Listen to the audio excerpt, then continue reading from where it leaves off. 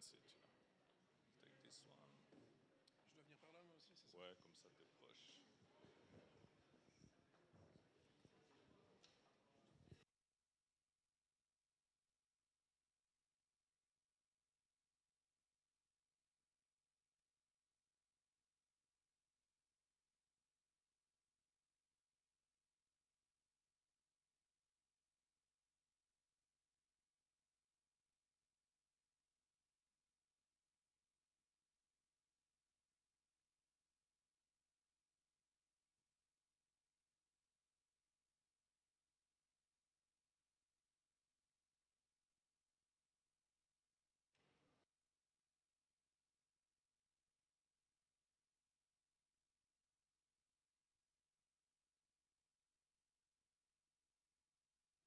Hello.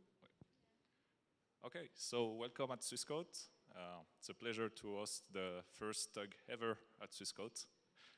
So welcome. I will start with a few words about the Tableau user group, if I can manage to do that. I can't?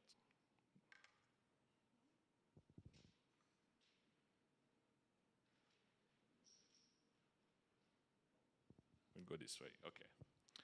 So a quick introduction, then we have three very good speakers. One is Shazira, next to me, our internal data analyst at Swissquote. And the other two are coming from the Zurich side of Switzerland. So all the sessions will be in English because we have non-French speakers in the room. But I think it's okay for everybody. So, TUG Suisse Romande, I see a lot of new faces, so just a few words about who we are, how we work. We used to meet up to 4 times per year. In the last few months, it's been a bit less, but we'll keep the rhythm to go up to 4 times. We meet usually in Lausanne, in Geneva, and now in Gland. Maybe not for the last time. It's a user group managed by the user. It's for the users, so all the speakers are not usually not Tableau people. It's not a commercial event, and everybody is free to come and to speak as well. So I put it in French because it doesn't work in English, but tutoiement, we say tu, we say hi, it's okay, we're not working. Some news about the user group. So we have a new TUG co-leader, Shazira, on my left. Applause. So she's joining me to manage this user group. I put a few words about her on this slide. You probably know her, at least all the internal people, and she's a Tableau ambassador as well for Tableau Public. So also a famous people within the Tableau world. Good news is that she knows Fred, the former TUG co-leader, so she will keep the same vibe within this user group. It's always hard to reach our target audience, so we created a LinkedIn group. You can scan it with your phone, join it. I don't spam you, just to have some updates about the next events. It's also on the next slide, so take your time. And we need speakers. So we have world-class speakers tonight. Don't be afraid of that. It's okay if you have a simple topic, a simple problem to explain, or whatever, feedback about Tableau. Anything is a good topic, just reach out to me, and we manage to organize something. So this, since it's trendy, I generated this picture of a happy speaker at Tableau Suisse Romande by OpenAI. We are also looking for locations, so today, thank you Swissquote to host this user group. It's the best setup for us to have this user group within companies because we have a limited budget, and if you have to rent a room, as you know, Switzerland, and especially this area, is quite expensive. So, I will give the mic to Guillaume, who is the head of data management here at Swissquote. It's a newly created department. He will have a few words about the bank and the company. Thank you, Julian. Thank you all for joining tonight. As it's not a commercial event, I will sell you a bit Swiss code. So don't worry, I have only like 50 slides, it's written over there. It will be really long and painful, but that's normal. No, beside the joke. Everybody knows Swiss code, I hope. If it's not the case, just remind you that we are born in Gland. That's really the place where Swiss code have been created, and it's still the headquarters today. Swiss code, the objective is to be a tech company and a bank in the same time, but not just only another bank in Switzerland, but the one that you have to use, and the only one that will provide you a full stack of services. At the end of Swiss code, we innovate, we create new products, and we try to make it available and accessible for everyone. And this is the reason why the marketing guys created just an amazing video in the next slide, where we explain why we are different and what we did over the last years. The world is ruled by codes. How to talk, laugh, dress, or be, and even about how to code. But if you want to create opportunities, you need to challenge all of these. The code says leave banking to bankers. We challenge that. Our bank was founded by outsiders, engineers thinking outside the bank, not here to protect a legacy, but to solve issues the others couldn't see. The code says bankers need suits. We challenge that. We wear what suits us best. What suits us is to think, manage, dare, and invest. And it turns out ties reduce the blood flow to your brain. The code says, do what everyone has done before. We challenge that. We work hard to be different. Otherwise, you'll be indifferent. The code says only pros can invest. We challenge that. We free you of the heavy fees. Teach you the tricks of the business. We simplify buying, selling, and make you sharp, so you can focus on opportunities. The code says online banks are shaky. We challenge that. We offer rock-solid Swiss stability, so you can rock with your money. The code says banks don't care. We challenge that. We love numbers! But we don't treat anyone like one. We become strong by making our clients stronger. And that's why we challenge the code.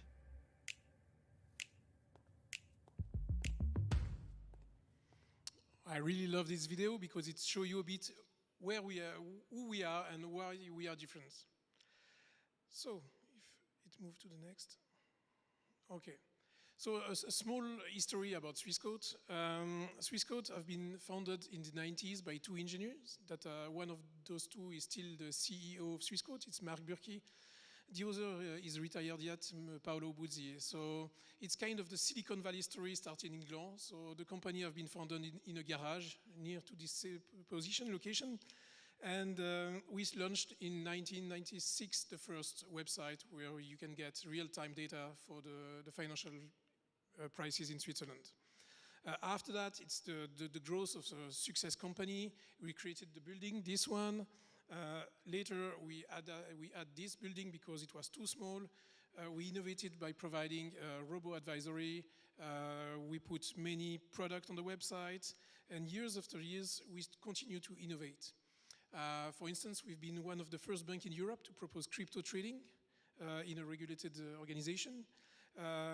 Then we continue by creating trading teams to help people invest in an idea of investment. So we created the cannabis teams, for instance, that make a big buzz on the market. And recently, in 21, we created the RU, which is the new brand, co-brand by Swiss Code and Post Finance. And the last one is the ESG, because it's really important for everyone to live in a better world. Someone asked me before where we are located. So we have many offices around the world, even if the headquarters is still located there in Gland. But we have offices in London, Zurich, Luxembourg, Bucharest, quite recently Malta, Cyprus, Singapore, Hong Kong, and Dubai. But just to remind you, all the engineers are actually located on this and this building on the first and second floor. So we have the work power there in Switzerland. It's a growing company, as I said, so now we are like 1,100 employees. It's just incredible, because when I joined Swissquote 20 years ago, it was as big as my family, more or less, 70 persons. But now it's really a big company. For the future, we don't intend to stop the growth, and we expect to create a new tower, which will be the first tower in Gland, located in the fields just front of the cafeteria. Okay, it's the night, you don't have the opportunity to see that, but it will be started soon to be finished in perhaps 2 or 3 years. So definitely next user group won't be in the tower, but perhaps later.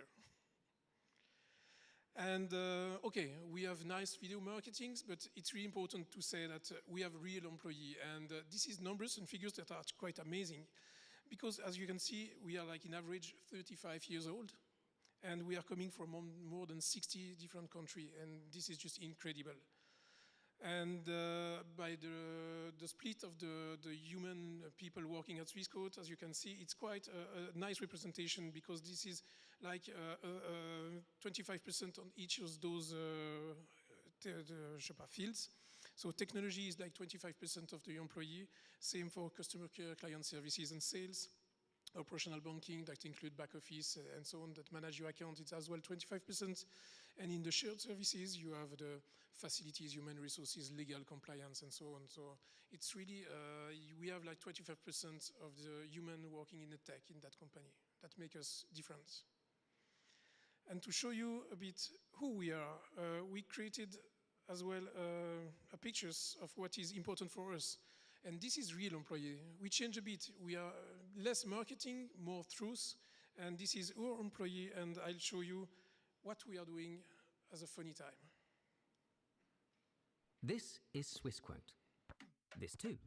Video game prodigies, champions of pub quizzes, hockey whizzes, expert headbangers, trendsetters, and trend followers. See, we are all different, but something brings us together. We are all in to change banking, to break codes, break barriers, and democratize opportunities. For freedom! Well, not that much. We have experts in software engineering, client success, product management, compliance, trading, data science, and blockchain. It all started with this, and went on to become the Swiss leader in online banking, with offices around the globe. But back to people.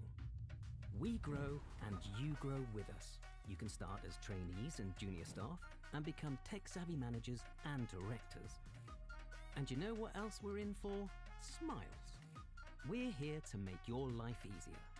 You can work in a tie or work in a tee, and you're not tied to the office. Call it a day at 5:30, or call it a great night to party. So you get it, right? You enjoy flexibility, an atmosphere to experience fully, and the chance to have an impact on the industry. And that's why we're all in.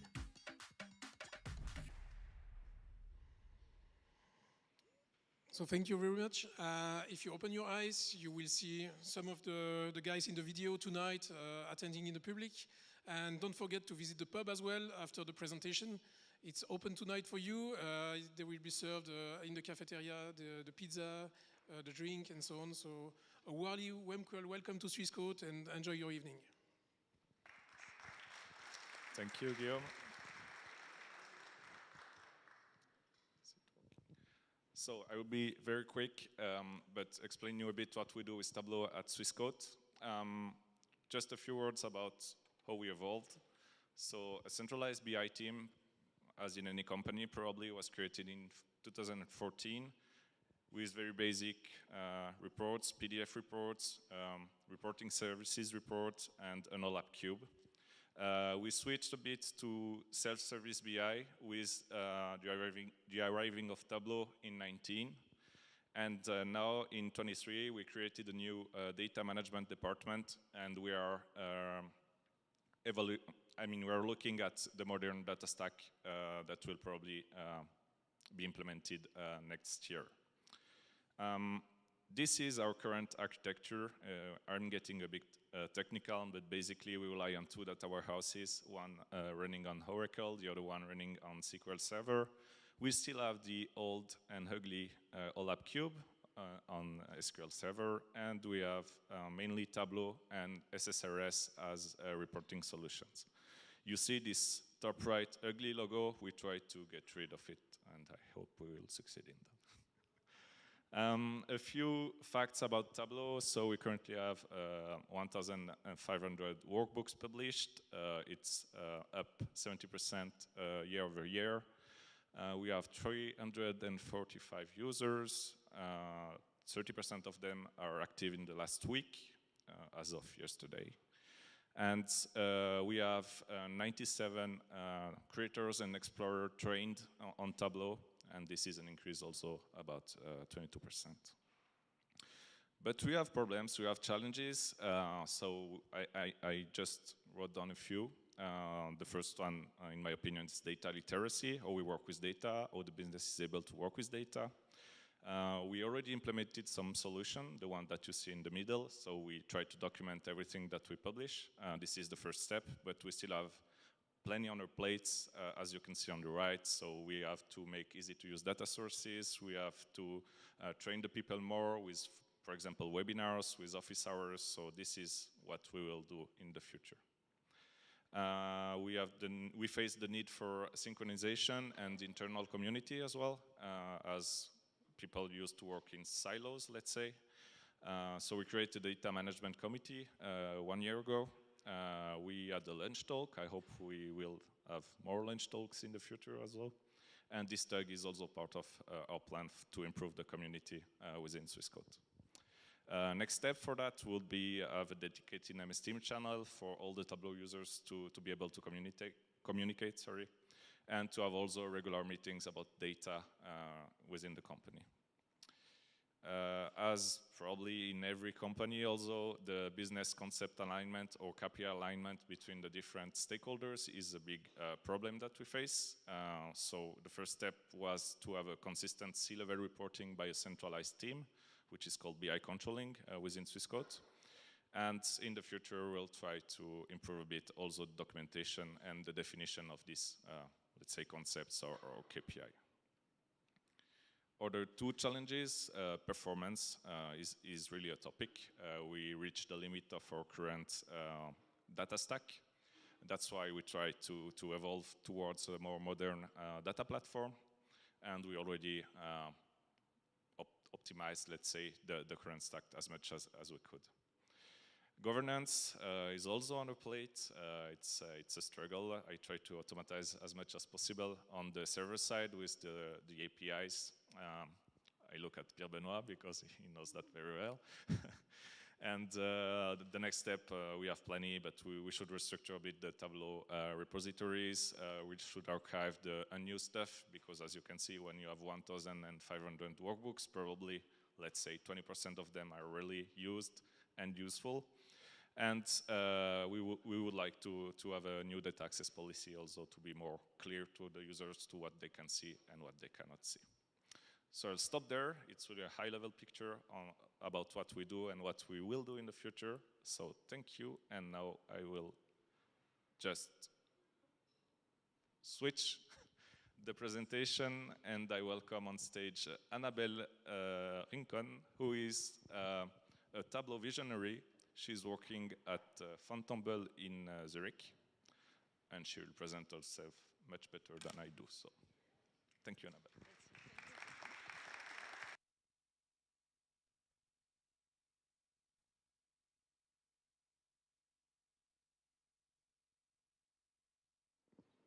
Yes. Okay, so thank you very much for welcoming me in this talk. I'm always happy to join. So what is the title of my talk? Is how to build, it's a very long title, I know, how to build a Tableau COE in your company using the Tableau community as an inspiration. I will talk about why it's important to have a Tableau COE. Oh, yes, but I heard my voice if I approach the mic. And also how to utilize the Tableau community, obviously. So my name is Annabelle Rincon. Like I was already introduced, I am a Tableau ambassador and Tableau visionary. And I am leading the Tableau Center of Enablement for Fontainebleau. A part of all my working activity, I'm also leading a virtual Tableau user group, the analytic Tableau user group. It's a blue QR code if you want like to join, it's for free. And also a Data Plus Women Zurich event, so Data Plus Women, not minus men, so men are welcome to join. And it's just to promote women working in the data. Okay, so like I said, very long title. What is important here, it's 2 words, is what I'm speaking about Tableau COE and how the Tableau community can help. So it depends on what you're speaking, because COE can be Center of Excellence or Center of Enablement. Just like to explain the difference for the one that doesn't know, a Center of Excellence, it will be like a group of people with specialized skills and that provide solutions. So for instance, a team, a central team that provide dashboard for the entire bank. Or it can be like in compliance of providing dashboard for compliance, etc., etc. Whereas an enablement team doesn't have the same task at all. It just provides guidance and training. So everyone in the bank or in the company can do their own dashboard. The idea is like we have business people that can do their own dashboard and their own analytic, and we just teach them. And that's what I am speaking today. It's a center of enablement. I go fast because I have a lot of slides and very few minutes. But please feel free to interrupt me or to ask me any question before or during the presentation. So I will say that having a center of enablement is very crucial for your data strategy, especially once you want to grow and provide a data culture. You need to have this center of enablement in place. So you can not only ensure operation, have a stable platform, take care of Tableau server or whatever BI tool you have, but also you can bring awareness, advocate for the visual best practice. You can also obviously have more time to generate some excitement, give trainings, create some community events internally. Training is very, very important, I will say. Chasing people who are doing very poor performance dashboard is also a part of our job. And yeah, propagate best practice. And also ensuring that the top management know what you are doing and that there is a benefit of what you are doing. And yes, obviously support the user. So you have one point of contact for the user if they have any problem or if they don't know how to do a certain task. Okay, so that is not a talk about blueprint, even if you will see some of these slides later. What is very important, there is 2 points that are very important, is this agility point and this proficiency and community point. There is 3 pillars. And anytime you can use the Tableau community to achieve this pillar in terms of your company. So, yeah, that I already said, you see, fast. So where to start the center of enablement? You have to convince the executive. You need to have the executive sponsorship. That's very, very important. It's maybe obvious, but if you don't have the executive sponsorship, you will not have the mandate. And you will not be able to say, to contact the different user and say, hey, guys, we need to adopt the best practice. You will not have the legitimacy. So it's very, very important that you have this executive sponsorship. The second is the community. You need to leverage data and the data culture, and you need to gather a community of practitioners to go to the same step. Of course, you need a good team, and we will have a slide, so hire the best people in place or train them. And you need also time to learn. You cannot, it takes me 4 years to build this Tableau Center of Enablement in the company with only 2 people. You cannot do everything the first year. You need to have a plan and have a step, okay, what we are doing, where we are focusing this year, and next year you focus on something else. So really give you time to learn and to grow. Okay, how to get the executive sign-off? It's very easy, very difficult, but easy too. What their executive, what they want to know is like fact. They want to know, why should I give you budget to hire 2 people to have like a center of enablement, for instance? you have to come up with project that works well and that have generate a profit because it creates opportunity, or that have generate like some saving. And during my time, I have like the strongest case that I could come to the executive and say, okay, thanks to this dashboard, we spent maybe 20 hours developing this dashboard, we saved €1 million the first year. So maybe that has an impact, right? So you really have to come with example. And I will say that you just have to do exactly like Tableau is doing in Tableau in their website. They are promoting their best practice, and you should do exactly the same. So that is an example on the Tableau website. And that, I'm sorry, I cannot share the idea, but here you can see that success stories, a violet rectangle, is from my own website. I have a place on the intranet where I share all the success story, I interview people, and I say, okay, can you tell me about your product, your analytic product that you have talked about and developed? What was the benefit of it? And I interview these people and I put it on intranet so everyone knows the benefit that he has at scale. Yeah, obviously you need to have a secure environment. And again, it's very important. You have to have a secure environment, monitor it, and also like maintain it. So you need, it's evident, you have been heard before. You need to have a proper monitoring, check if you have a lot of, for instance, thanks God that is not my, my own dashboard on the server.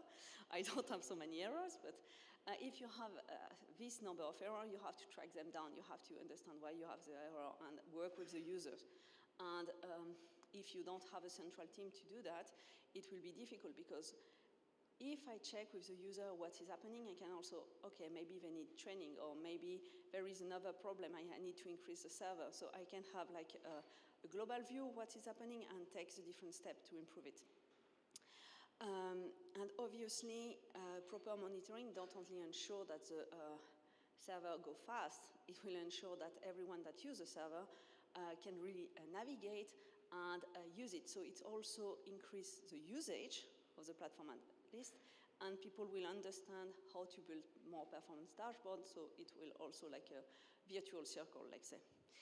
So usually you have this kind of dashboard on the left, yes, on the left, about this pre-built dashboard in Tableau server, but you can develop your own dashboard.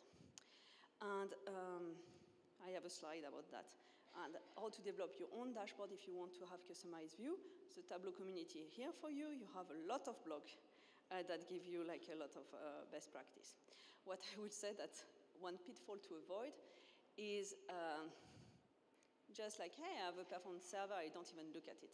You really have to have regular monitoring almost every day and check to avoid this propagation of bad visual. And if it's not your mandate and you just one part of the multiple tasks that you have to do, you will have bad visual performance and practice across the entire server, and that will propagate very quickly.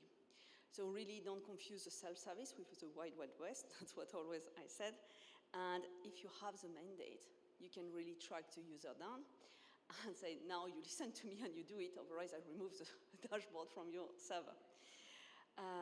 Exactly. And you have also to give them the tool to check by themselves and do the proper checking. So I develop, I have a blog about it, you can have a look, and you can even like, yeah, the full dashboard is available, where I give, according to the permission that they have on the server, a view for them to see how the dashboard is doing. And what I said is utilize the Tableau community blog. That will help you to increase your knowledge, but you can already steal all the material that everyone is doing and willing to share for free. So really have a look, go to BrainDate like 2 days, and when you know a little more, you can also give back to the community by sharing your best practice. Another point that is very important, train your user. Don't expect that everyone in the company will learn Tableau because it's easy. You have to put a lot of effort. So if you have training inside, it's already help to improve the quality, but also the speed. and you will have all users learning at the same time. So it's very, very useful. Yes, you can design education program. You can be very simple at the beginning and go much deeper on the next years. And we'll show you some example. So we offer currently various Tableau desktop training course, but my first year I didn't offer any Tableau desktop training. I was just doing support, and I was like overwhelmed with all the support questions that I have that could have been Google it. So that was the first year. The second year I think, okay, I need to clean that. So I start like, okay, you need my help, please raise a ticket. And if raising the ticket is take longer than Googling, they will Google first, and if they cannot find the solution, they will raise the ticket. And then I offer skill bells. We will have an example. And now in my 4 years, I provide the desktop 1 and desktop 2 training for all the users. But like I said, it's like little by little, except that you put 10 people in the team and that goes much faster, but yes. So what I said is like anything on training, don't reinvent the wheel. Someone in the community already have done for you. For instance, this dashboard is a very fun dashboard about kind of an escape room where the user has to answer questions by clicking on the dashboard. And it's fun. It's free. You can just download it and use it to your server. So this one is part of the training that I developed for the Tableau server user. So they are not afraid to click, because I had a lot of users that even are afraid to click and are afraid to break anything. Not everyone is, maybe here it's the case that everyone is digital expert, but it's not always the case in every company I have been working for. So you have the e-learning, and I will say that often what works well is when you create fun content to increase the engagement. So instead of saying a list by email, hey, this month you should have a look at these 10 blogs that I found very interesting for you to learn Tableau, I create for fun this little treasure hunt. And if you click on any coin, it's a resource. And for that, I had much more click than people would have done it if I would have sent just an email. And they will not even have to go through that.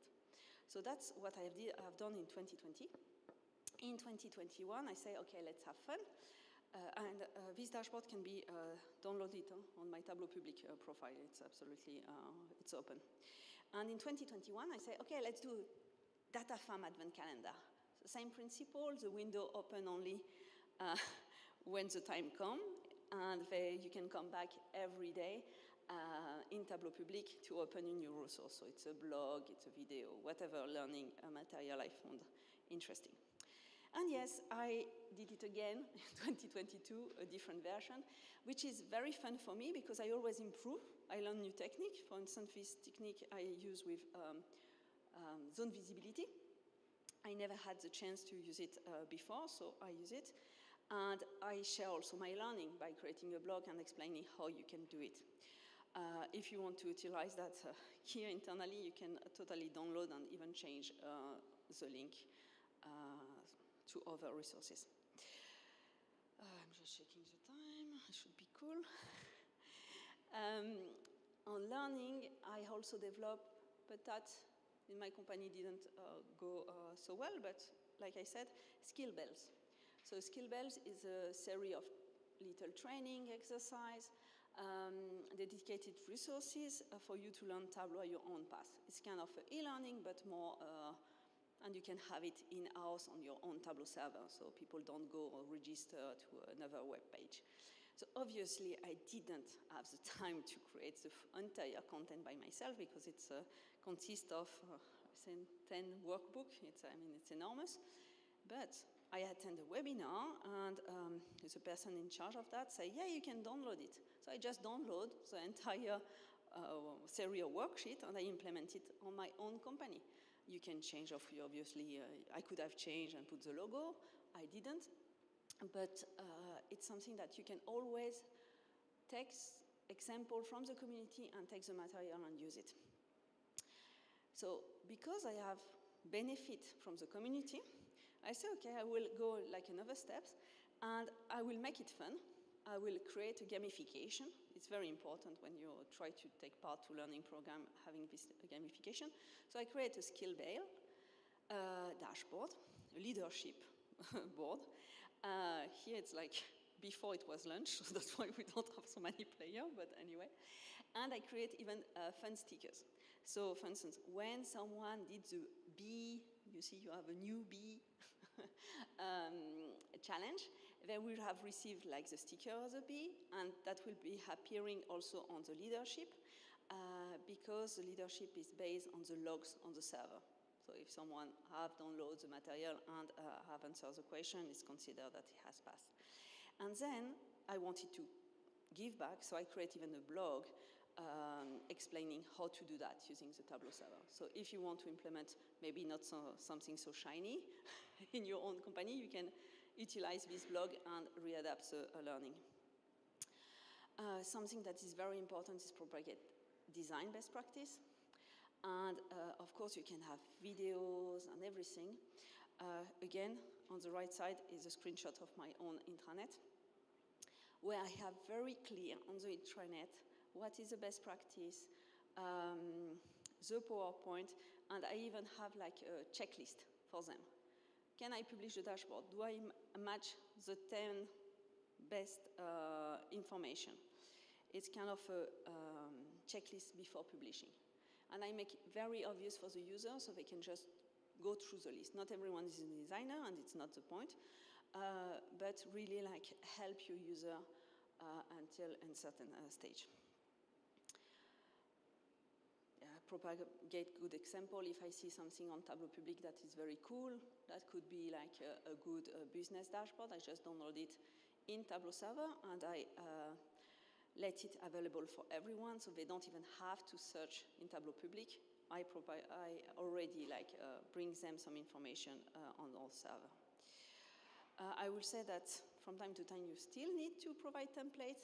Not I am a big fan of template, but at least I can show them some example on how you utilize the color adequately, because our company colors are very difficult.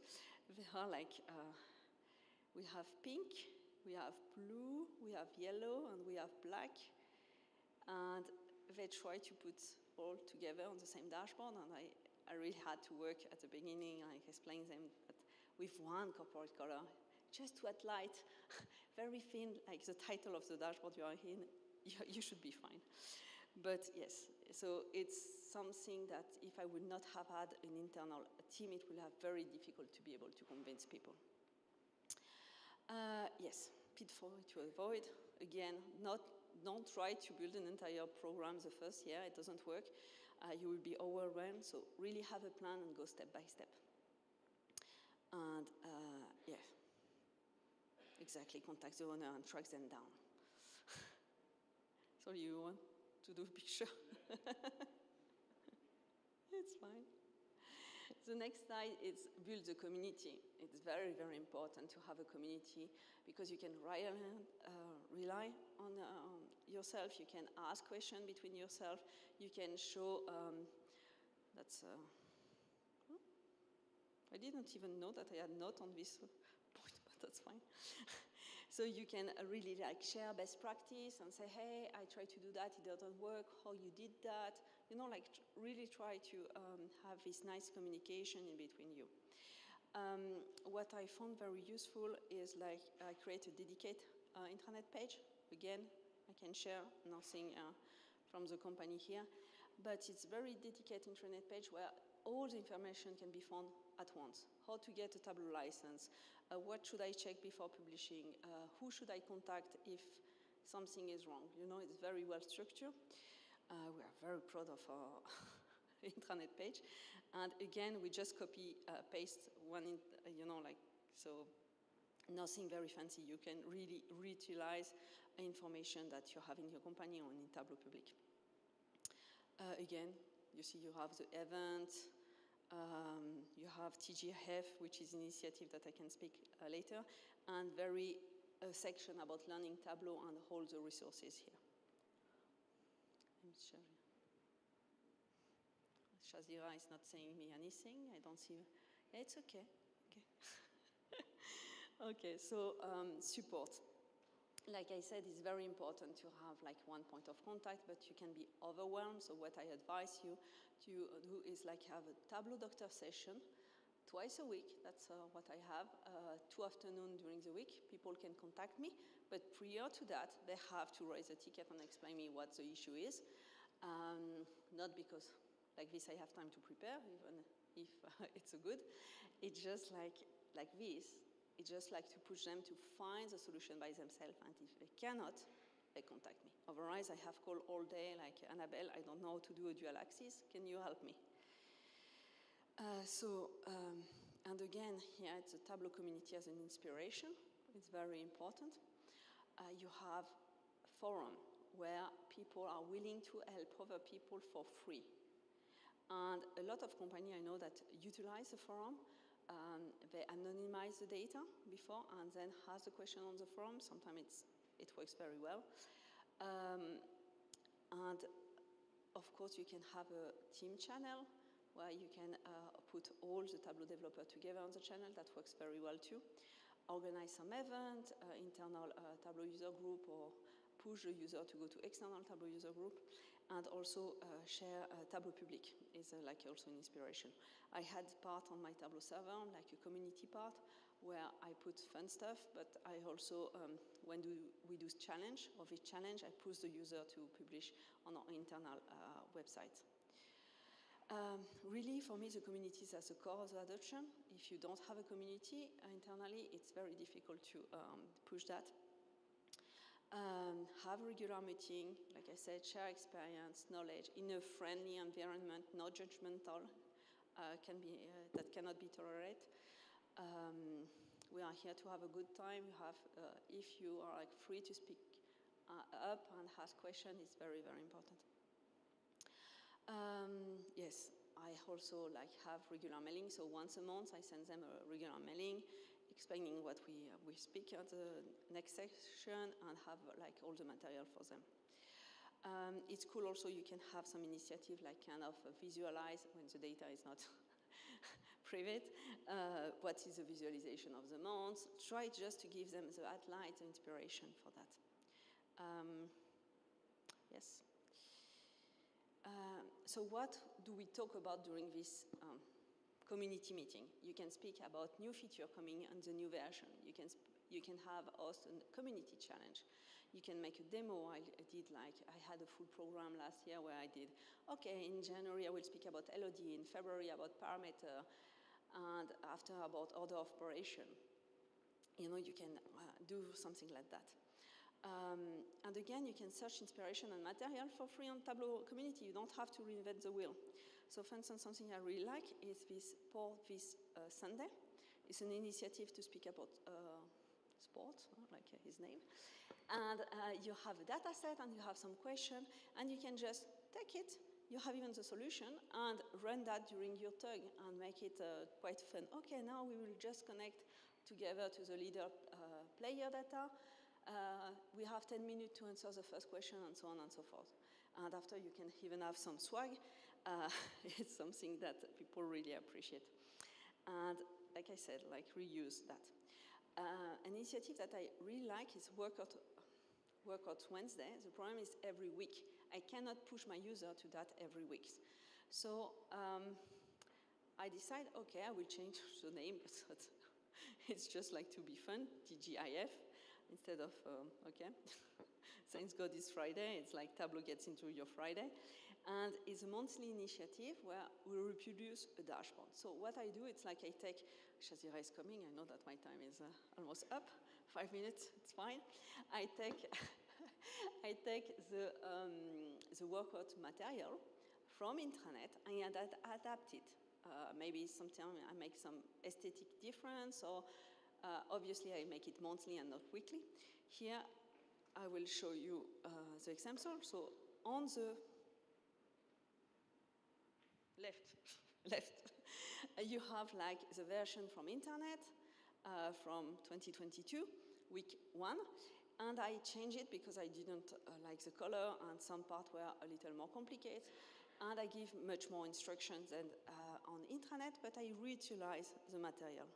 I did the same for this one, and our company, we really insist not using the traffic light color, so I make sure that I'm not providing a dashboard that has to be reproduced with traffic light color.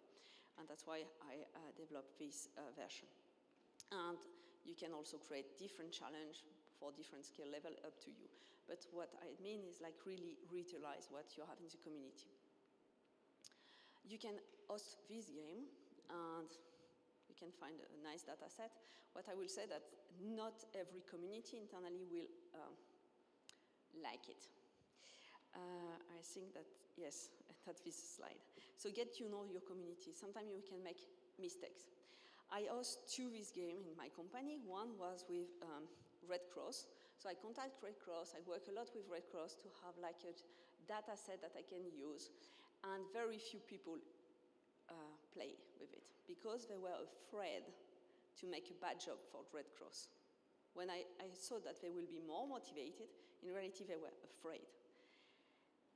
Whereas when I play with Game of Thrones, I say, oh my God, banker will never play about Game of Thrones. I have a very high, like people, a lot of people use it and play with it, and I had a lot of submission. And I say, okay, I don't understand. So it took me like some months, years, to really understand my community and provide them what they really expect. And that I can slide. What I would like to say is like, don't get demotivated. This job is very tough, but it's very needed. And focus on some good feedback and keep going. Yes, hire a good team. That I will say. And here again, the Tableau community is here for you. You can go on Tableau Public. You have like the hire button. It looks like I asked you to hire me. If you want, you can hire me, but it was not the purpose of that. You can also check the certification on Tableau directory if you want to hire people that are certified, and also get involved in local community to discover talent and speak with people. It's the same. And that's it. I think that we can stay in touch. Here it's my Tableau Public profile with my blog also, with some blog about Tableau server and community. Thank you very much. Thank you, Annabelle. Thank you a lot. Do we have some questions for Annabelle from the room? Give you the mic. Hi, just an idea, how big is your community in terms of Tableau users? So we have 170 Tableau desktop user and 1,800 people on the server. I forgot to mention that. Another question, maybe? And 2 people on the Tableau. No. So thank you, Annabelle, Thank again. You.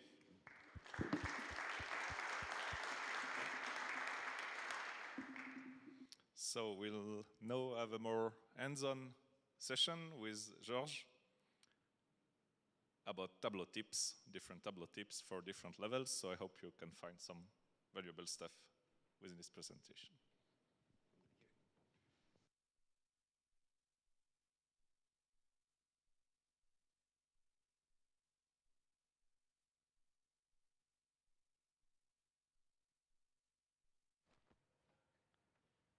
Let's leave that there. Okay.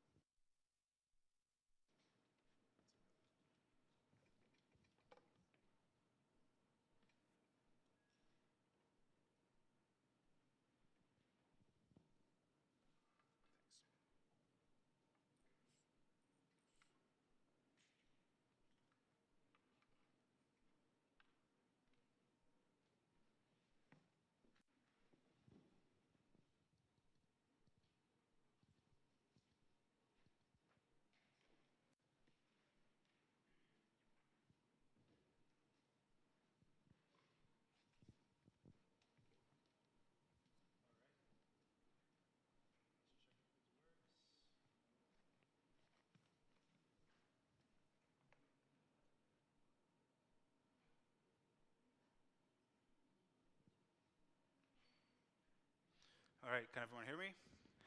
Perfect. You might notice that I'll be looking down there. It's a bit of a technical hack that we're doing here, so hope it's all right for everyone. Before we get started, can we please just put our hands together for the organizers, the speakers, Swissquote for hosting us, and all of you guys for being here. So super nice to be here with you. So let's see what we're going to do here. All right, so yes, all right, we're in business. So hi everyone, my name is George. I am a Tableau Public Ambassador, same as Shazira. I'm also responsible for Tableau and self-service analytics at SMG Real Estate. I just had a discussion before where someone asked me, what is SMG? We're the company behind ImmoScout24, Homegate. It's a rebrand. There was a recent merger, so just adding it for clarity. And yeah, I have, I would say, 5 or 6 years experience with Tableau on a daily basis.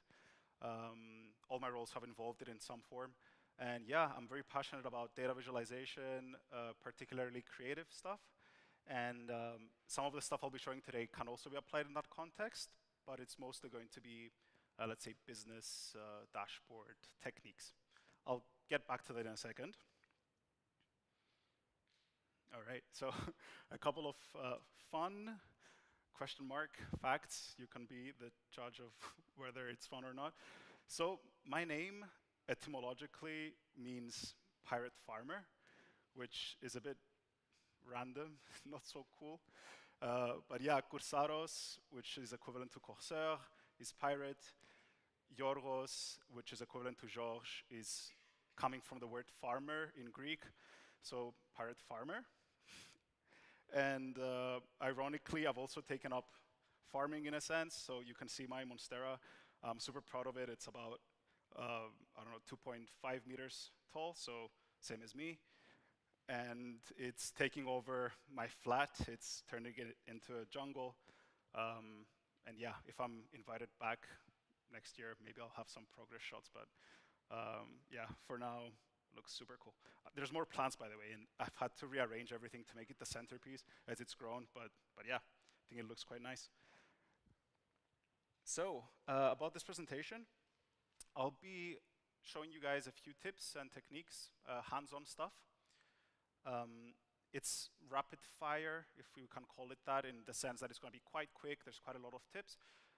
Hopefully not too fast, and the main area of focus is productivity boosting, so things that you can use in your everyday development that are going to make you faster and more efficient, make your whole experience smoother in Tableau. And I say advanced charts there. There's more advanced stuff that you can do, but these are, let's say, techniques within Tableau, so we're not looking at any integrations or data modeling or extensions or complicated stuff. This is just pure Tableau.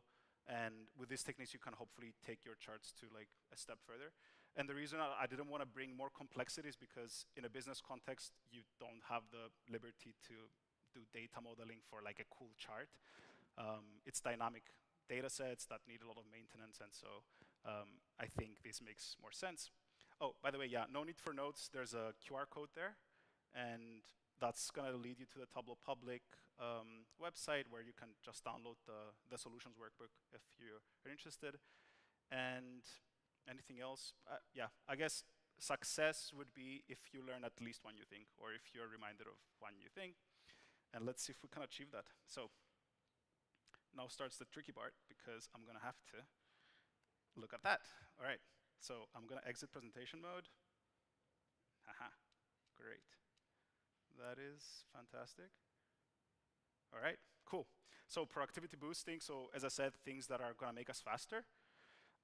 So I do have a use case often where I'm building something in Tableau, so let's say we have this analysis, and I mean, all of us probably have to QA against some other system. It could be your CRM, it could be your database, it could be a local Excel file. The point is that if you're doing this by eye or manually, you're gonna have a hard time comparing those values accurately, probably. I mean, you might not, but it's slower. It might feel like it's faster. Let me just quickly do it by eye. but in reality, it might not be as fast, and it will also maybe be prone to error. So this Excel represents an external database, let's say. So we can Control C, go down here, Control V. This should already be creating a data source. I'm not sure if it is. Oh, there it is. It's just delayed. So you can basically copy paste stuff in Tableau. It's like a clipboard. But what this does is it creates a, let's say, temporary, if you will, data source. And what it allows me to do is, if I want to do a quick comparison, I'm just going to do a blend by dragging it there. Damn it. I'm not sure what that is. Let's try something else. Internal error. Troubleshooting session. Always nice. Yes, it persists, of course. Let's try one. I'll try to repeat. So I'll just close this connection. Yes, you can go away. Thank you very much. I'm going to go back to the beginning.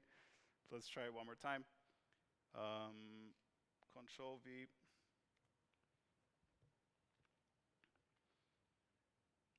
In any case, what's supposed to happen there is that you're able to blend, and then you have, in the table, you have next to your existing values, the values of the additional table. Well, it's not going to like that, so I think we can, for the sake of time, abandon hope. But blends, if you haven't worked with them before, is a local join. So basically, it's allowing you to, in this case, add on customer name, and then you can add the other calculation. And you can leverage the data from the external system in Tableau in real time. So you can just say, is column 1 equal to column 2, true or false, and you can visually see if your QA is working. If we have time, we can come back to that, but I'm not sure if it's going to work. It doesn't look like it. All right. So in the same kind of topic, not necessarily, what you might have to do, and this is something that I come across, is you want to filter to a bunch of IDs. So for us, it would be listing IDs because we work in real estate, but it could be order IDs, employee IDs, whatever it might be. The point is that it's alphanumeric. Oops, it's opening up on this side. But anyway, it's alphanumeric, it's serial numbers. What I'm doing on the other window, by the way, is I'm just copying that list in the caption. Let me move it over so you guys can see. So I'm just Control C again. And if I go to the filter and I try to paste, what Tableau's doing is it creates a concatenated list. So it's not going to work like this. So what I want to do instead is I'm going to get rid of that, first of all, and switch this to a custom list. And then if we try again, it filters in one step. So this is a big time saver if you're working with a lot of complicated IDs like that. So a good idea to know about this. Data pane filtering. So this is about basically interacting with the interface of Tableau. So this thing here on the left is the data pane, and here you're going to have all your different types of calculations and fields. And it's kind of hard to go through this, but what you can do is if you use these shortcuts, so for instance, C:, is going to give you only calculated fields within Tableau. By the way, I only found out about this like 2 weeks ago, and as I said, I've been using the tool for 6 years, and this came from one of our recent joiners who has maybe like a year experience. So yeah, it's just interesting to me how you can keep finding these little shortcuts even with 20 years experience in a tool. But yeah, you can use the shortcuts there. You can also look for something with comments using F. So for instance, here there's a comment. And one other practice, which I think is a good practice, is to always start your parameters with P dot. So if I write P dot, I have all my parameters down at the bottom. And the reason this is kind of nice is because if you're in a calculated field, you have this dialog which allows you to select something, but there's no visual cue about whether it's a field or a parameter until you actually press enter, and then parameters are purple and the rest are orange, but you have no idea until you get there. So if you just have this P dot, you can always sift to your parameters a bit faster. Okay, this one you might be doing. If not, I really recommend doing this as a just out of habit. Basically, Tableau is drag and drop, and so are things that you might not expect are drag and drop, including the calculated field dialog box. So here, what most people do, I also find myself doing that often, is I just type in, by the way, sorry for the, I see the scaling is a bit off, but here I'm just writing sum of sales if that wasn't obvious. What you can also do is just use your, let's try that again, just drag from there and drop it. And this also shows you the, so this is a table calculation. So normally you would have to type that out, but here it illustrates the logic, the inbuilt logic from Tableau. And if I want to do something like running total of sales minus running total of the discounted amount, I can do it in 3 clicks versus a lot more effort. And probably you're going to make mistakes if you're doing it manually. Also very nice when you're doing LODs where you have to fix on whatever you have in the view. So you can just drag the things from the view in the calculation. So yeah, that was tip number 4. Tip number 5, I think 5. Well, first one didn't count. Tip number 4, move sheets. So this is something I have to give credit to the Flairlush twins. Annabelle also, you did it in Visit Berlin. This is quite cool. I have to say, I knew about this, okay? So I knew about this, but I forgot about it. And here's the problem. You have a big workbook. If you're a beginner, you probably have a really big workbook, like 20 to 50 worksheets, every iteration you want to save because you're not sure if the previous thing you did is going to work out or not. Anyway, sort, move sheet. This is like what most people do, including myself. It takes a long time to sort the tab. What you can do instead is click here. And this is going to show you the entire workbook with thumbnails. And from here, I can just do it in one step. And I put it where I want. So again, a bit of a time saver, I would say. Yeah. Tip number 5. All right, so let's say you have a beautiful dashboard. I'm flattering my own dashboard. But anyway, let's say you have a dashboard and you want to copy paste some form. So I can see that the font here is off, and I know that this one works because it matches the rest. So what I can do is, let me try and do it this way. It's probably faster. It's going to filter. Let's unfilter. So I've selected a sheet. You can tell because you have that thing there. And then if I go down here, I can see a copy formatting. Notice that I'm not leaving the dashboard. I mean, that's the basic point that I want to make, that normally you would have to unhide all the sheets, copy formatting from the now visible sheet, and then paste it to the target sheet. But like this, by just selecting from the dashboard, you can apply it directly. And another thing you can do here, by the way, from the dashboard is things like format the tooltips. A lot of people don't know about this. It's opened over here. Here we go. So if I just select the sheet and enter tooltip, I can just add whatever, and then it's going to be there.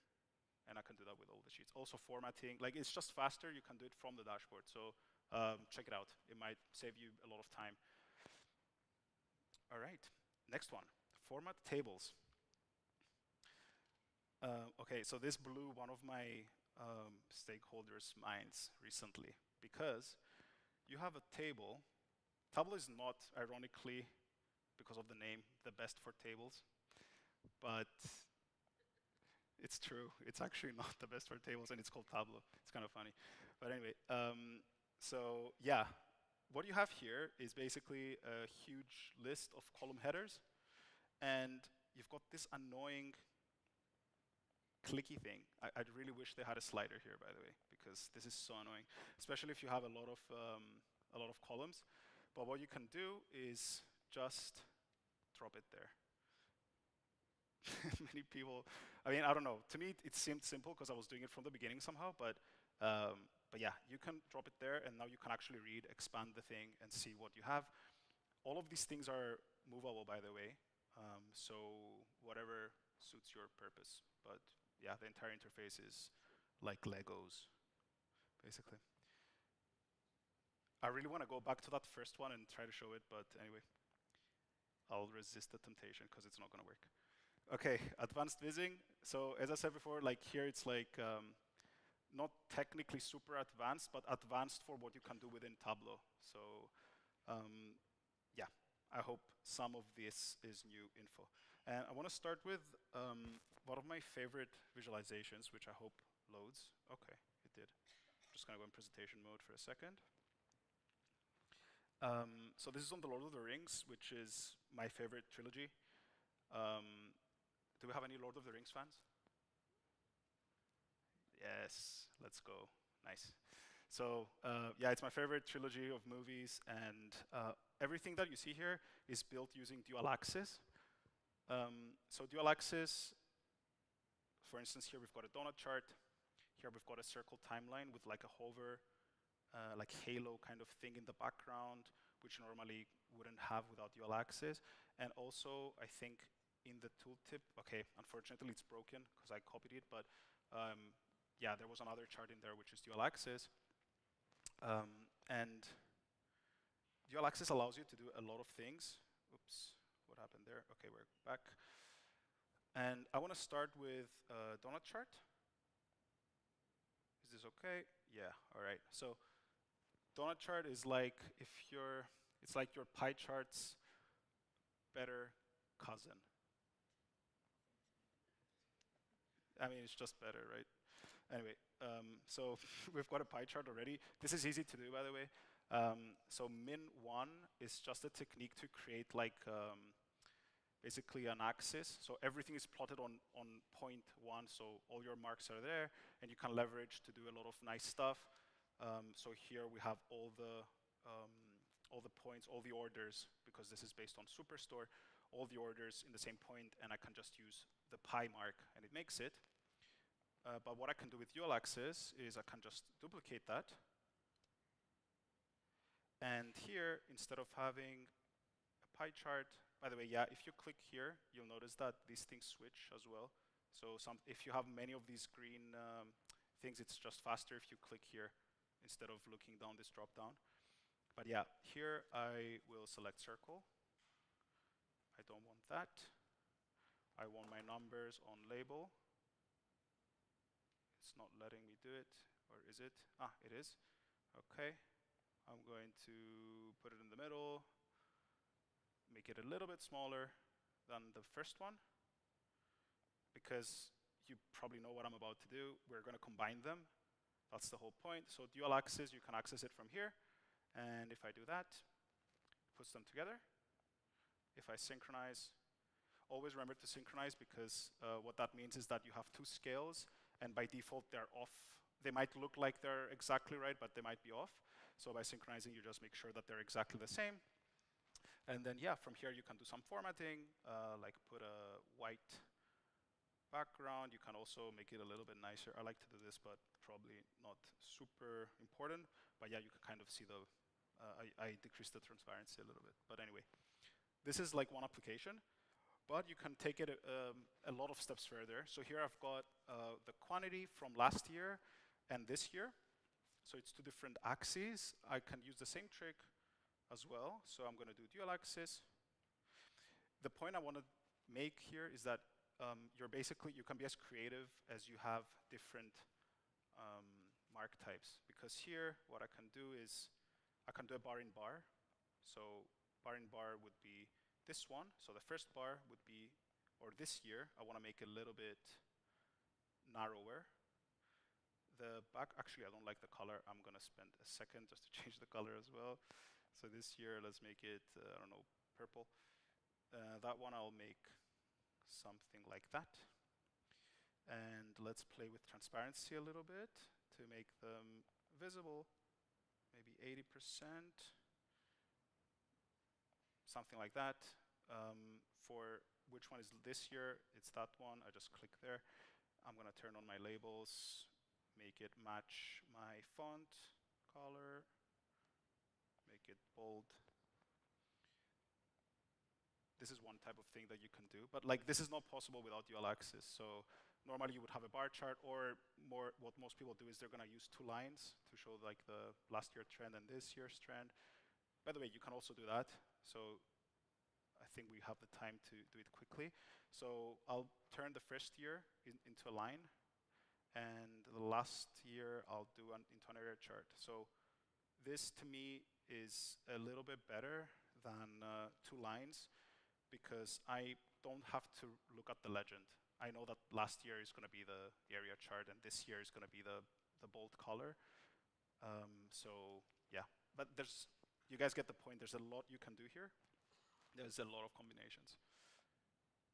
I want to take it one step further. So this is exactly what we had originally, but let's say that on top of this I have some third thing I want to add, like targets or quota in this case, because it's quantity.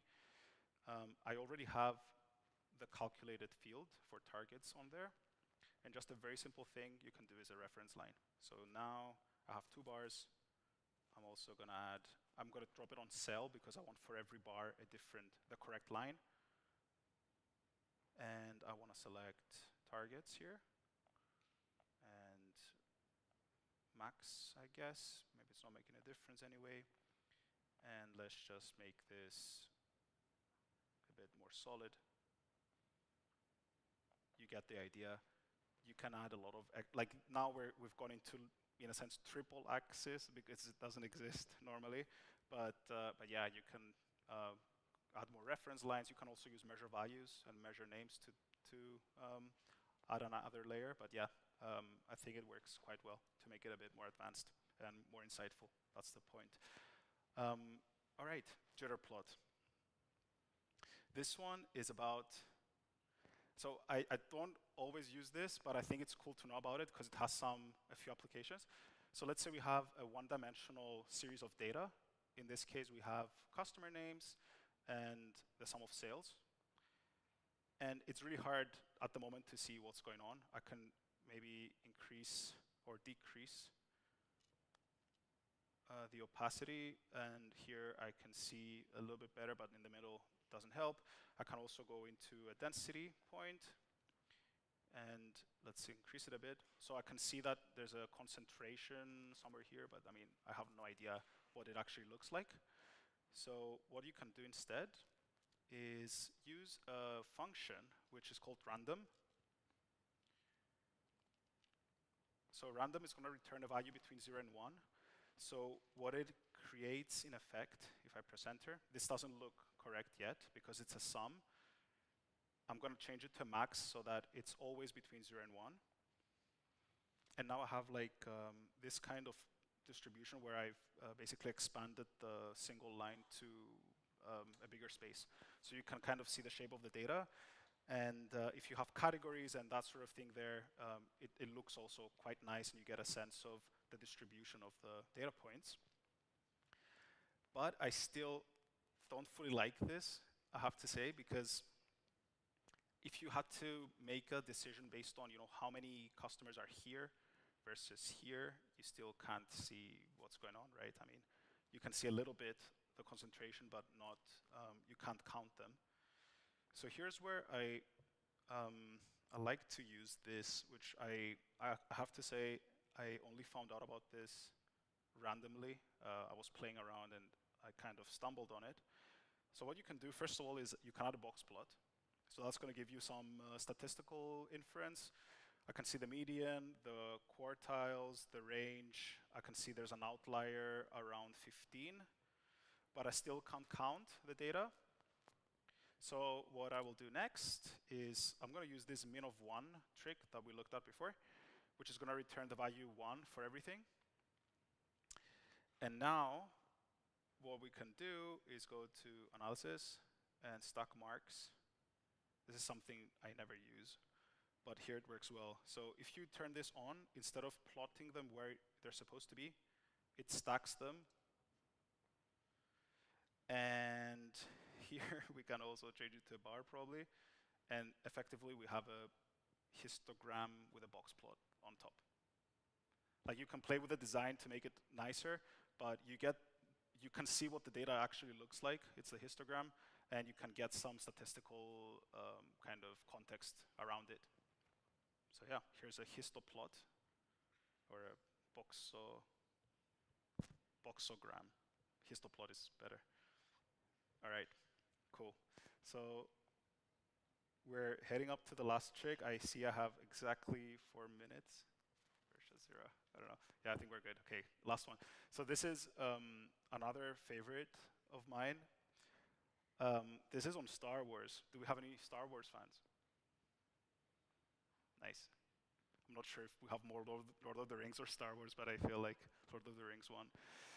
But anyway, so this, can I ask a question, like a show of hands? How many people think this is made up of more than 5 charts? Okay, we've got a few people. How many think it's like 3 to 5? Okay. How many think it's 1? We've got 1 person. 2 people think it's 1? Okay. So this is actually 1 worksheet. And it's a beast. And I hope it opens. Ah, okay. So this is this is using a technique called map layers. Map layers is originally like a geographic feature from Tableau to plot different types of geography. So circles for cities and your post offices with a different mark and blah, blah, blah. This is kind of like dual axis, but infinite. I mean, there's probably a technical limit, but you can do a lot. So here, I don't know how many layers I have, but you have all these layers. You can also turn them on and off selectively. Not sure if this is visible, but yeah, there's some stuff you can do here. The point I want to make is that with this technique, you can build more advanced stuff. And let's start by doing a sunburst chart, which I think is a chart some people like. So yeah, in my analogy, if a donut chart is the cool cousin of pie charts, this is like, I don't know, like it's even cooler anyway. It's like on steroids, cool cousin on steroids. So yeah, how do we do this? Let's start by trying to recreate the original donut chart. So what I want to do is I want to get the number of orders. Actually, let me switch first to pi. Okay, number of orders. Let's put the category. That didn't work. Okay, I think that works. All right, perfect. Increase the size a little bit. And here we are basically where we were kind of before with the original pie chart. Maybe I should, I think I skipped one thing which might be confusing. So this, this works by using this calculation called mp.sunburst. I mean, you can name it whatever you want, but what it's using underneath is this make point function, which takes 2 coordinates. So this is like your x and y. Right now I'm plotting it in the origin. It could be plotted wherever you want. And by having that, I can specify where Tableau will build something on that space. I can then drag it on like this, and it adds another layer. So now I'm going to do the center of the donut. Let's increase the size a little bit. We make that white.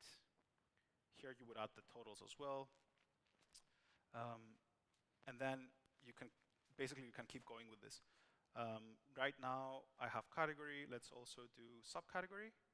I'm going to need to move it down here, so you can also sort the order of the layers. I want it at the bottom. I want to increase its size so that it's overflowing, maybe not that much, but something like that maybe. And I'm going to use again my number of orders. Where's pi? There it is. Number of orders.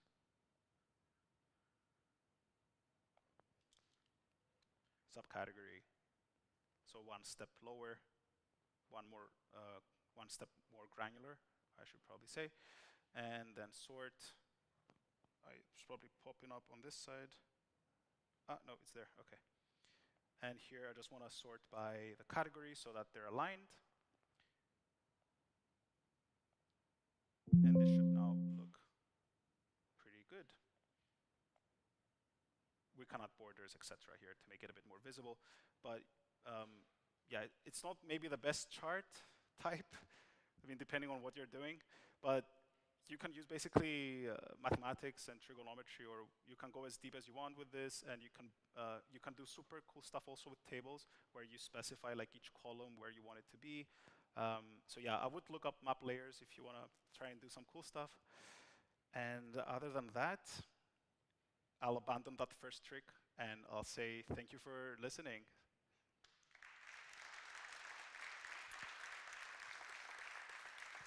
Thank you, George. So, do we have any question for George? No, you were very clear. Congrats. Thank you. Okay, thanks a lot, George. Very insightful. Okay. There is one. Can you show us the layers? Thank you. Can you show the layer, the Star Wars layer? Yeah, sure. If I'm using it as a user, can I use a parameter to show off on the layers? Absolutely. Thank you. So there's two things you can do. Thanks for asking. The first thing is that you can disable. So I'm trying to look for one which is, does this work the same way? Okay, wait, let's see. Damn it, why are there so many layers? What was I thinking? Okay, let's see here, bottom planets. Okay, I'm gonna, oh, it did something. Okay, so it's removing these ones here. If you have a look, so you can turn them on and off.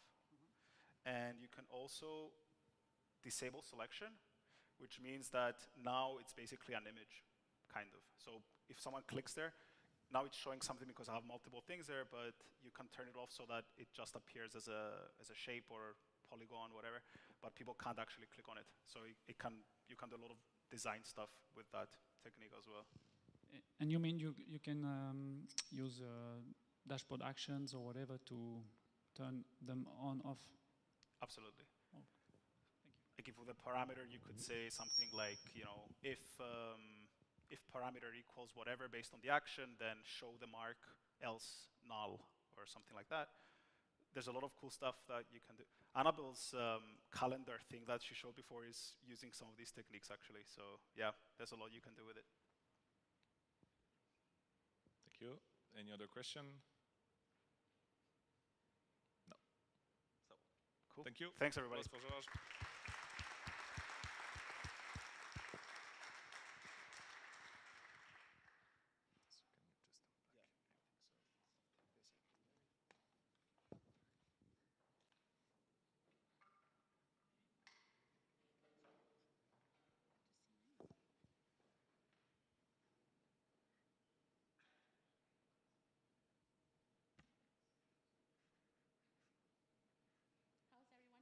How's everyone feeling? Is it too much?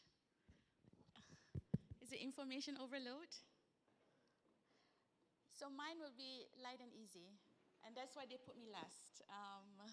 So you won't see any functionalities and any talk about data governance from my side, but rather I will be closer more to data literacy. One of the most important traits I think you have to have when you work and interact with data. So, if I can get my presentation on.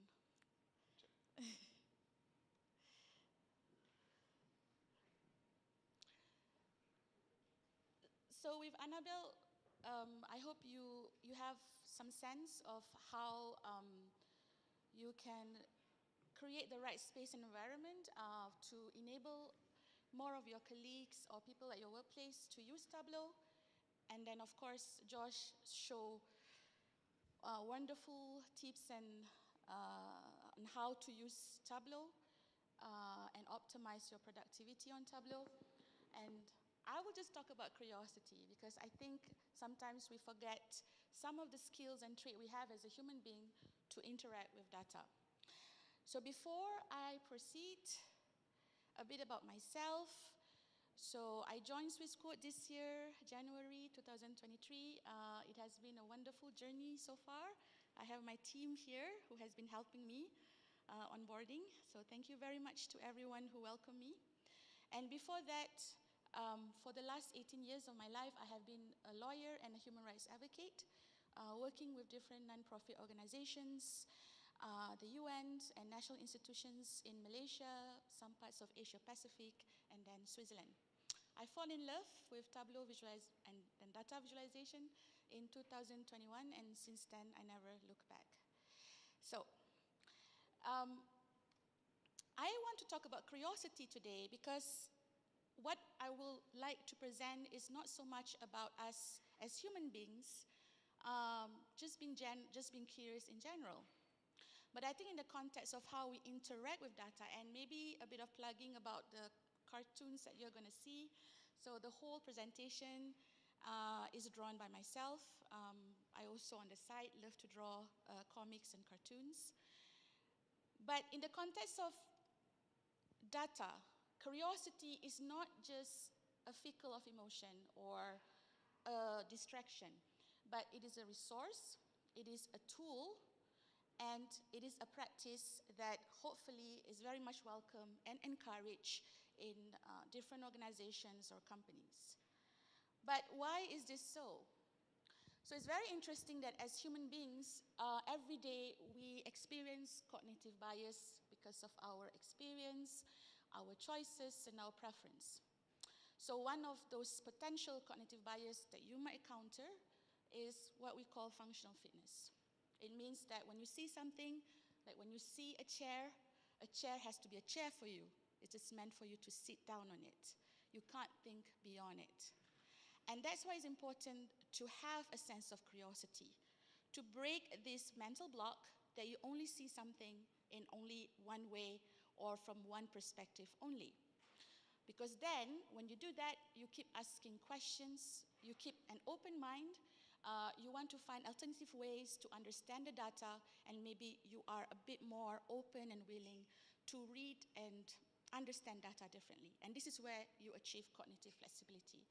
So when you work with data, I think as a data analyst in my 10 months of experience, I know it's quite limited. You can already see that with the routine that you're doing, sometimes you have to push aside the curiosity because you are chasing deadlines, you are chasing KPIs, and sometimes you suppress it a bit because of these challenges. But this is not something, it disappeared. That just from a behavioral point of view, because actually we are seeing that curiosity is emergingly becoming a valuable trait for a lot of employers. They want to see workers who are curious, who want to explore and experiment in the work that they do. And another interesting finding that I saw was also how this finding that a person who starts working have a chance of their curiosity dropping 20% 6 months after they start working.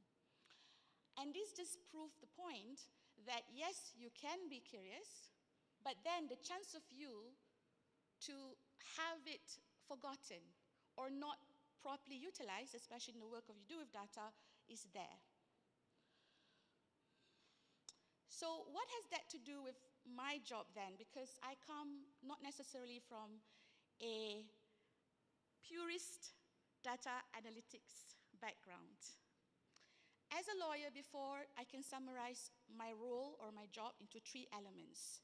First, in my job before, I always have to seek for truth and solution. And when I come out with my legal arguments and legal analysis, it has to be substantiated with evidence. And at the end of it, I have to be able to communicate these findings, and not only to my stakeholders, but in the way I write it or I present it.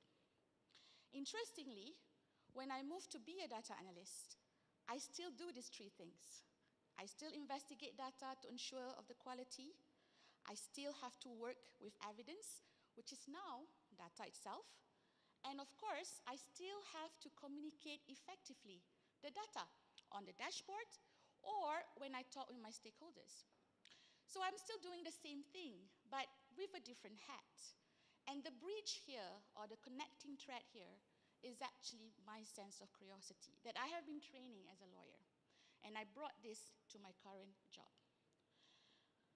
So let's talk about applying this data curiosity.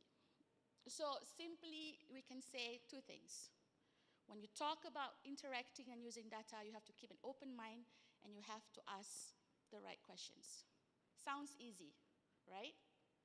Is it easy or not? Asking questions in the context of workplace, in the context of what we do.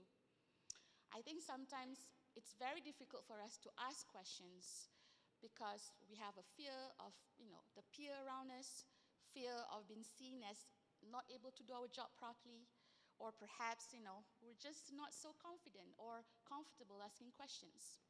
The same with keeping open mind. If you repeatedly see the same insight or the same data again and again, you have a certain way of looking at it. So it's not so easy as we think it is. So how then can we actually train ourselves?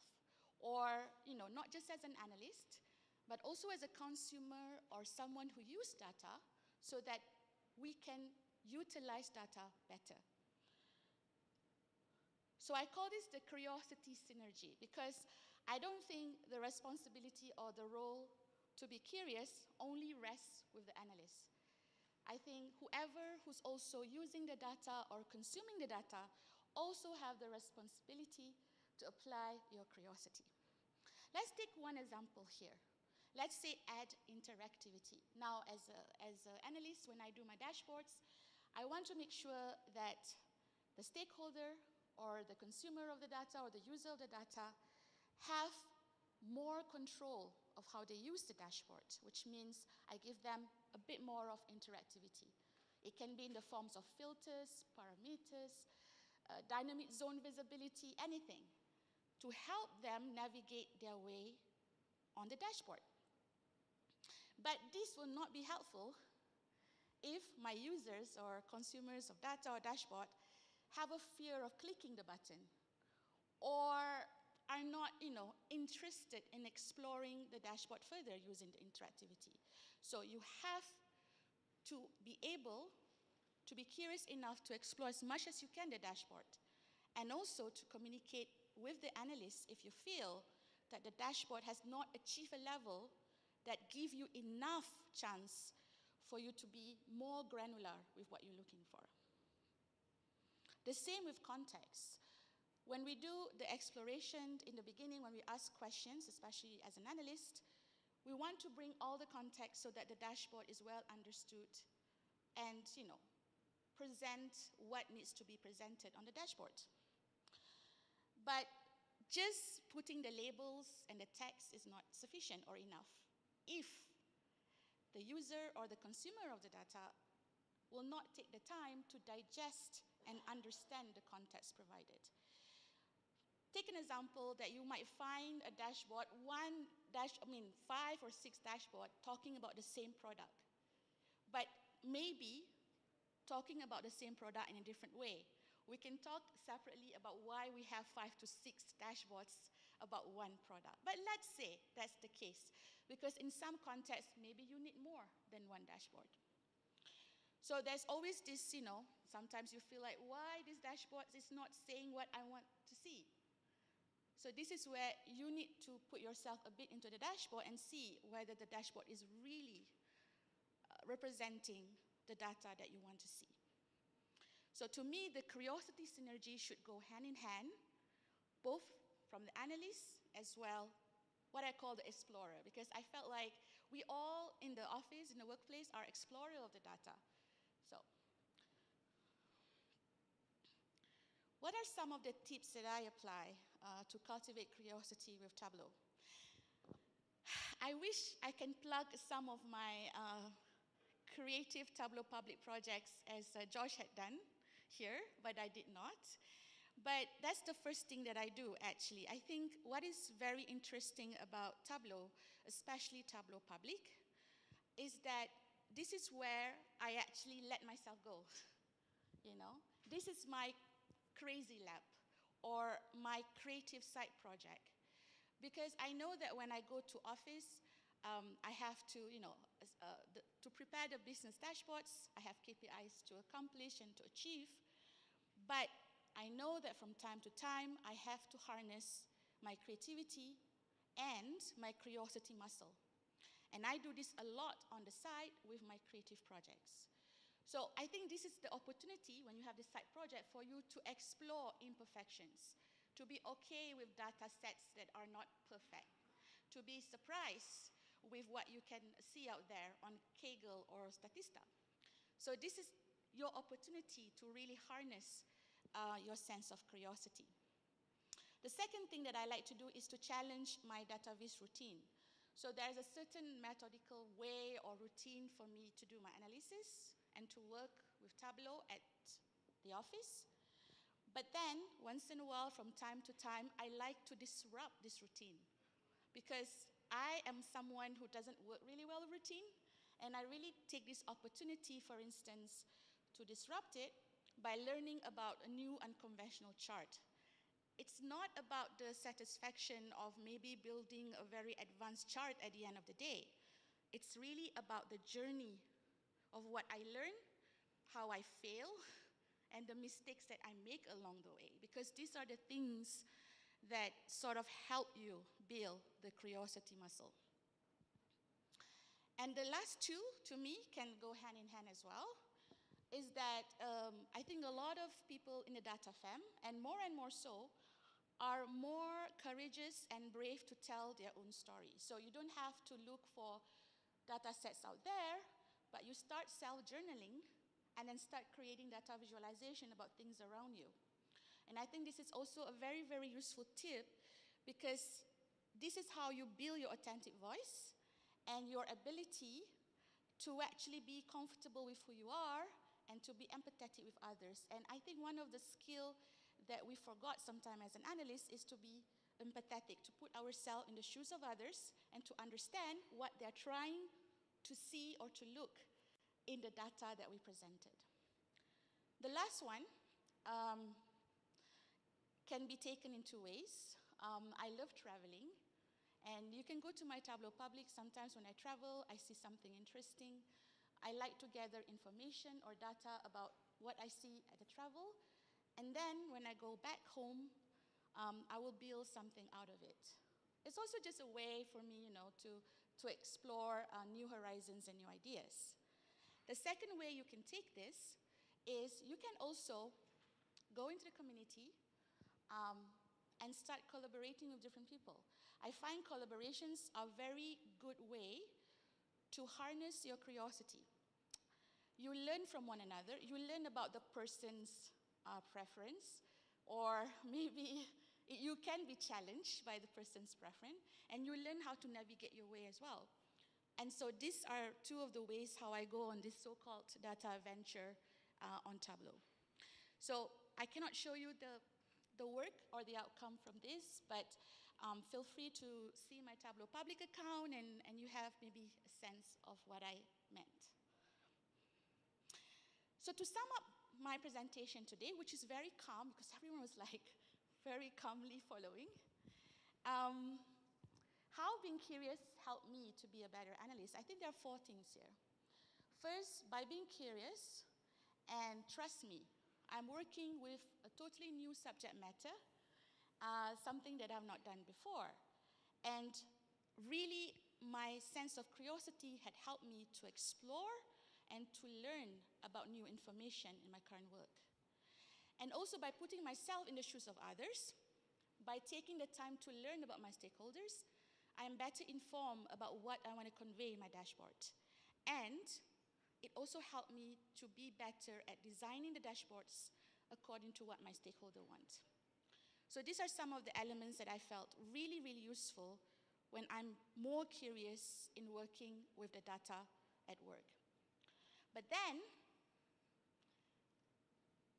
you yourself being curious is not sufficient. You need to have the right environment, the right culture to encourage you to ask questions, to take the chance, to take the risk, to explore, to play in working with data. And I like to quote this particular quote from a book called Data Careers. It's written by Carl Alkim, and I draw and I forgot the name there, but you can see the name over there. And what it says, which is very, very, I think, resonate a lot is the importance of ensuring that if you want to create a safe space for people to ask questions, as Annabelle said earlier, to explore data, and to express their own points of view, you have to have the right culture and environment for that as well.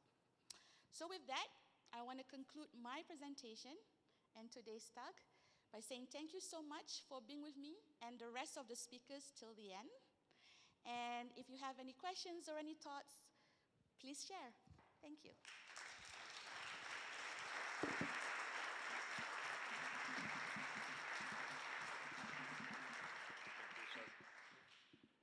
Thank you, Shaz. So do we have any questions for Shazira? No, they want apéro, I guess, at that point. Yeah, no, well, we can talk more over apéro if there's any question. But thank you so much for your attention. Thank you.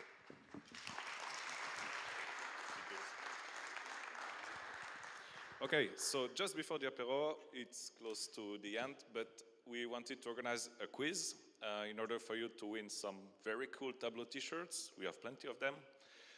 So we'll work with questions about the talks, if it works. Can you sing or something?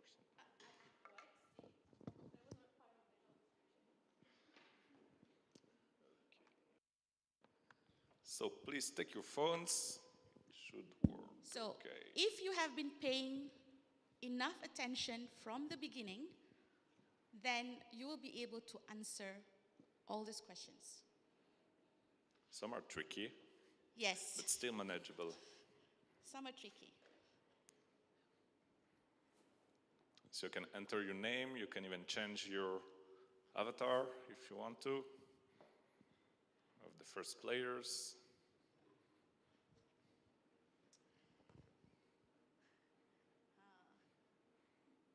So the first 4 people will get a cool Tableau t-shirt, and position 6 to 10 will get Tableau socks for the winter. Exactly. And for Christmas, they're very cool as well.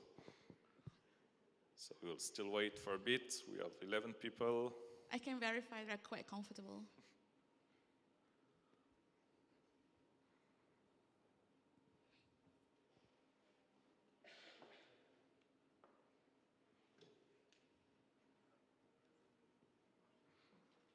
Still see phones, so we wait a bit.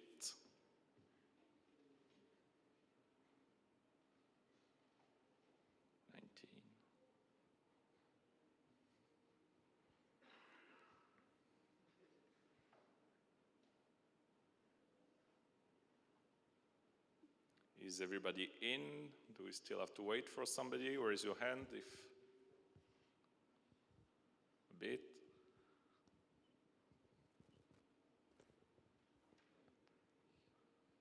Okay, so 28. I think we're close to be complete. Nice. So you are all players. Is it okay? Let's start. 33, it's not okay. Okay. You can join later if you have the app. Okay, get ready. First question, you have 20 seconds to answer. So what is the name of NASA's rover that landed on Mars on August 2012? Perseverance, Opportunity, Falcon 9, or Curiosity? If you are fast, you make more points, so be fast. And the answer was Curiosity.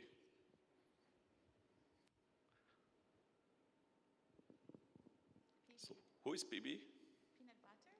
Oh. No, it's Pierre Benoit. Fast. Okay, next question. We have 8 questions. So how many workbooks are published on Swissquote's Tableau server? Have fun. If you followed it, you should have the answer. Yeah.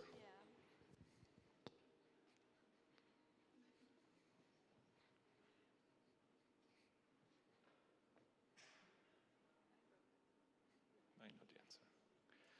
The answer was 1,573.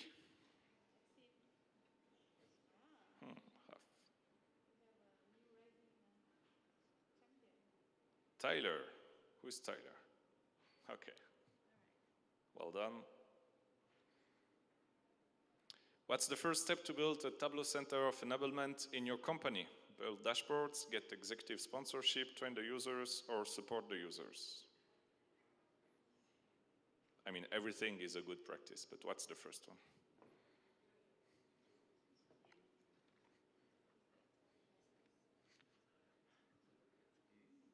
So the answer was get executive sponsorship. It was a part of Annabelle's presentation. Come on. Tyler is still first. Next question. What color were George's shoes? Blue, white, he had no shoes, or gray? It's good that you are there. Yeah. Yeah. I'm hiding. Choose carefully position. Yeah. Answer was gray. Oh. Jeez. Alice. Is it the Alice? Yeah, that's her. Next question. What's the name of the neobank co-founded by Swissquote in 21? Is it you? Is it Yoohoo? Is it NeoQuote? Or is it All-In Bank? It's not fair. This should be an easy one. Well, it's not fair for the Swiss word stuff.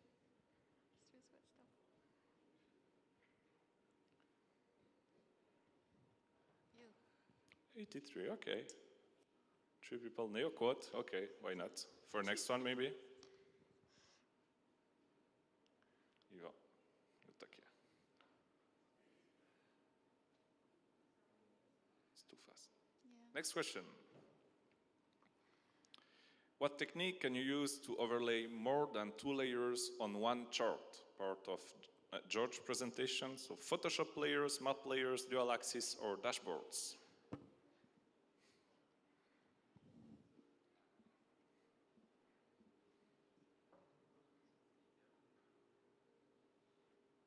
Nobody was trolling with Photoshop, good.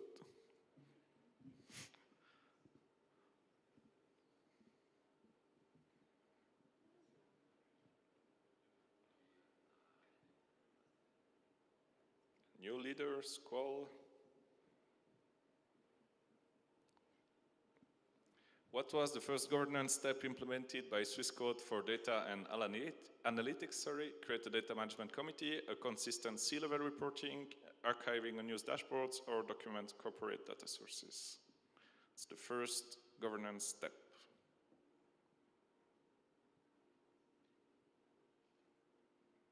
The answer was consistent C-level reporting by one team, the centralized one.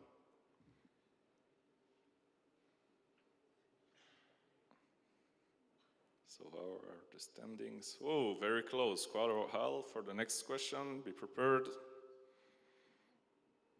What technique can you use to add additional marks on top of a dual axis?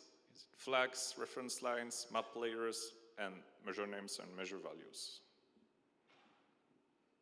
Tough one.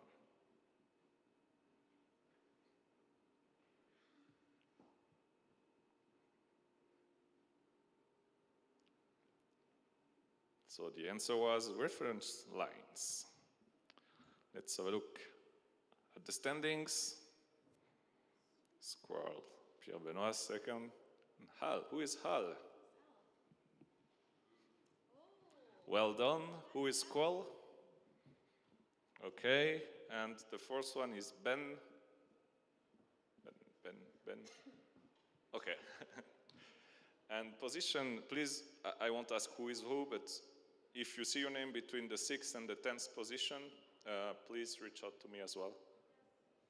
Okay. Nice Tableau socks to wear in the office. Well done. Okay, so we're done. We'll go to the fun part, the apéro part. So I have my friend Yvan over there. Say hi, Yvan. He's the most reliable guy that I could find to lead you to the apéro. You can trust him. He's the one with the big bird. Just follow him. We have everything, pizza, beer. Enjoy. And thanks a lot for attending this talk.